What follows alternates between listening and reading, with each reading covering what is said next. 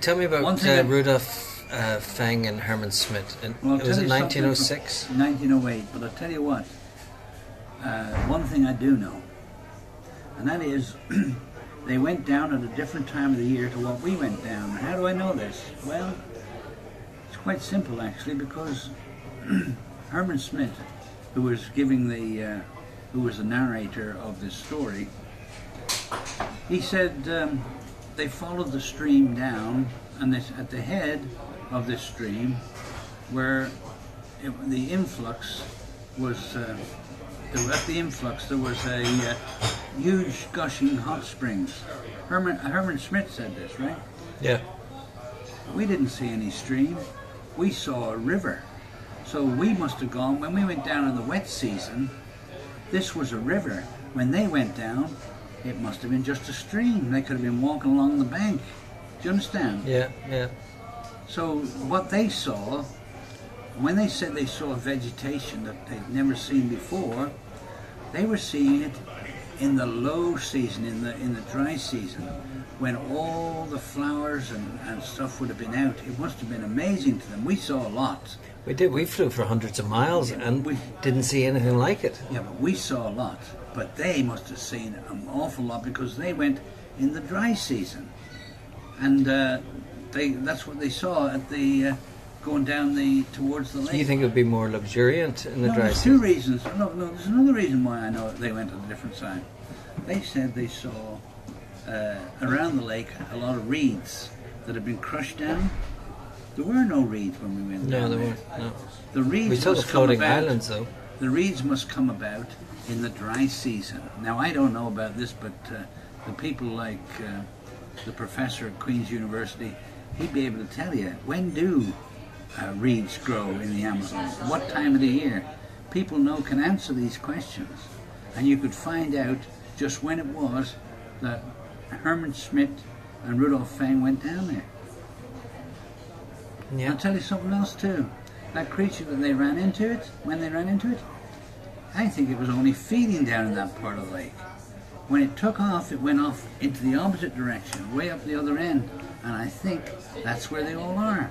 Up in the, not where the hot water is, believe it or not, but there's a river that runs out, I think, runs out of Lake Hamburgo. And I think Yeah, that's there where were they two are. or three. Eh? There were two or three kind of streams There's running in about and three out. coming Yeah. in, 2 or 3 coming in, and there's 1 going out. Is that right? Tell me, can you answer how you were able, because I still don't understand it. How did you work out that the coordinates were wrong on the account and that you worked out where it was? Because it was amazing to travel over 100 miles in the jungle and see that sight before us of the thermal lake and to know that you got it right. How did you do it? It's simple, because when I went by the coordinates, I was in the middle of nowhere and there was no lake, there was just a jungle. There wasn't any lake there. When I went by the coordinates that were written down... What, on your map? No. What maps did you... What? No. In the account, they gave the coordinates. So I took the coordinates and I went to the map, the area where it was, and all it is jungle, there's no lake there. So I thought there must either be being a printer, there may be a typographical error here, or I'll have to go by the story, which said that there was a bayou. Now I had to look it up in the dictionary. What's a bayou? A bayou is a large body of slow-moving water. And so here I saw in this lake a river, would you believe this, coming down into the forest, but it must stop and just, either through being barricaded or dammed or whatever, I don't know, but the water literally flows through the forest. So when it comes out, it's slow moving, but it's about 1/4 of a mile wide of slow moving water. I thought that's the bayou. So that's what I checked out. And then when I started to check things out, I realized the more I checked out, it fitted the picture of where that I was on the right lake, for example. Was that one of the sites that you I'll took give the you for an satellite example. photographs Let me from? give you an example. That lake that we were on at Hamburgo is the only lake that has a river coming into it, or a stream going into it. or two streams. The other ones have the one that's got hot springs on it. There's another one that's got hot springs on it, but the river is running out of the lake. So how do I know this? Well, it's quite simple, because if you look at the aerial, the satellite photography, you know how the yellow comes up where it shows you where the hot springs were? Yeah, yeah. Well, the yellow is going out of the lake. You don't see it flow, the yellow going into the lake. Do you understand me? Yeah, yeah. So the thermal, or the hot water, thermal waters are flowing out of the lake. So that one at Hamburgo is different in the fact that the warm water is flowing into the lake. So that way makes it more suitable for a giant reptile to inhabit. So that's how you worked out when you got the satellite photograph that it tied up with the account. Yeah, so and not only that, but if you look at the other places, they haven't got floating islands.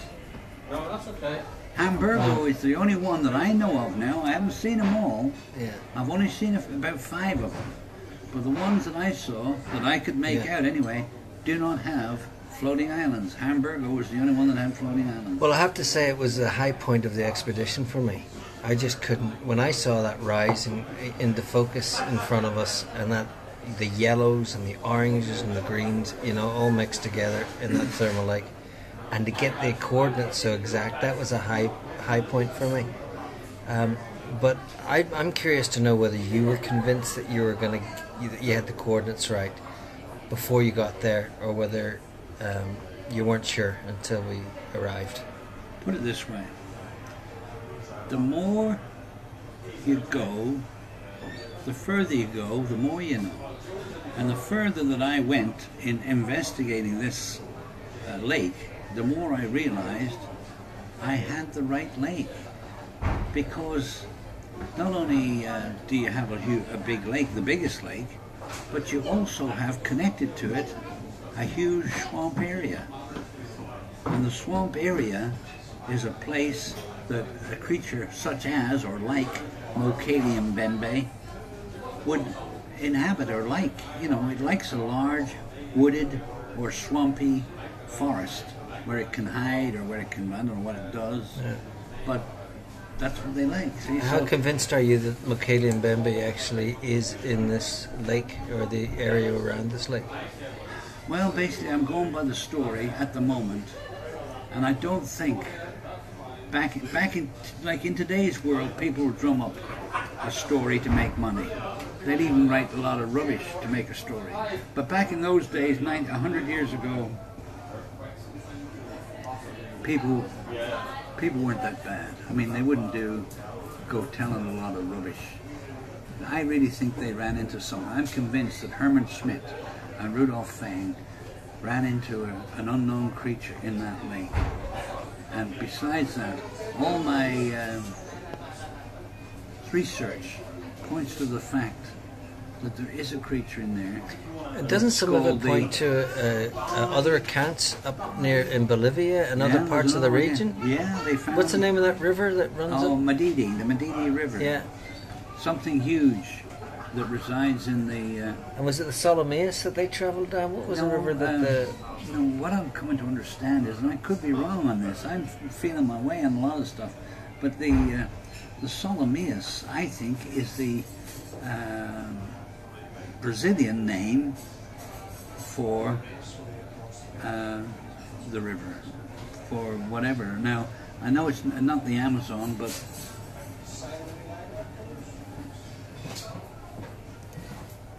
yes, for the Marignan or something like that, you know. And that's what I think. I just feel that there's a name anyway. I read it on the map. I've got an old what do you call it? Times Atlas. yeah. So old. I'll tell you how old it is. It's so old. There are no roads on the map in Ireland. Ireland doesn't have any roads marked on it. That's how old it is. Listen, yeah, wait till you hear this. And so this in that picture anyway, I knew that